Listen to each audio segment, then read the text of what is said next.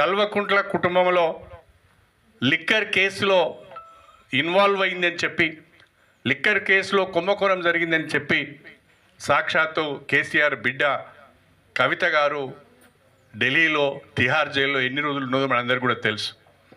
అదేవిధంగా ఇవాళ కేటీఆర్ పైన ఫార్ములా ఈ కేసులో దాదాపు 55 కోట్ల రూపాయలు నిబంధనలను అతిక్రమించి మరి ఆ కంపెనీకి పే చేశారు. తద్వారా అనేక రకాలైన తప్పులకు పాల్పడ్డారని చెప్పి ఈరోజు ఆయన మీద కేసు అయింది. ఆయన కూడా రేపో మాపో జైలుకు పోయేటట్టున్నాడు. కాళేశ్వరం ప్రాజెక్టు విషయంలో కేసీఆర్, హరీష్ రావు గారు అనేక రకాలైన సాంకేతిక పరమైన ఇతరత్ర తప్పులు చేశారు. వాళ్ళను కూడా తప్పకుండా విచారించవలసిన అవసరం ఉంటుంది అని చెప్పి కమిషన్ ఘోష్ ఒకవైపు మాట్లాడుతున్నారు.